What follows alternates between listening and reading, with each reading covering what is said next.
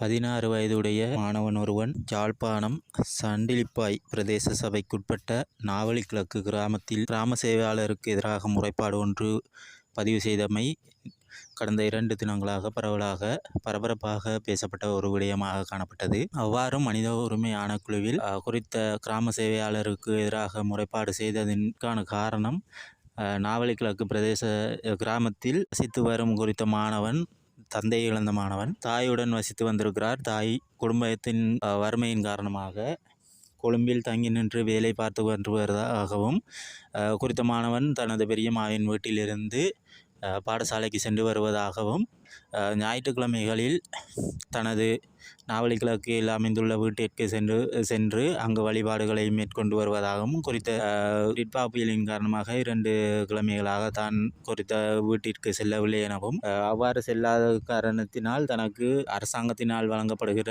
அந்த 25,000 ரூபாய்க்கு பதிவுபடவில்லை எனவும், அதே போல குறித்த கிராமத்தில்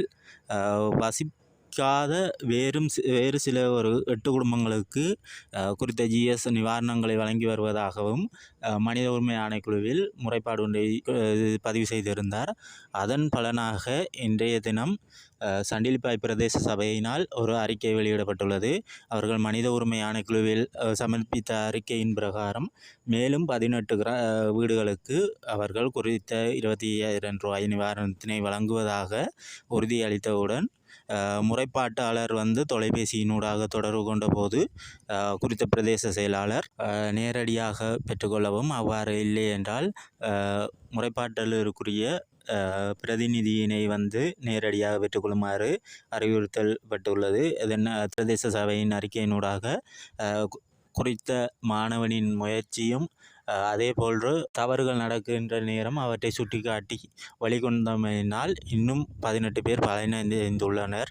எனவே குறித்த மாணவனுக்கு வாழ்த்துக்களை தனிப்பட்ட ரீதியில் தெரிவித்துக் கொள்வதுடன், அனைத்து மக்களும் இதை கேட்டுக்கொண்டிருப்பீங்க, பார்த்து கொண்டிருக்கிற மக்கள், உங்களுக்கு எதிராக எல்லாது சமுதாயத்திற்கு எதிராக ஏதாவது ஒரு அநீதி நடக்கின்ற போது நீங்கள் தட்டி கேட்கின்ற மனப்பான்மையினை வளர்த்து கொள்ள வேண்டும்.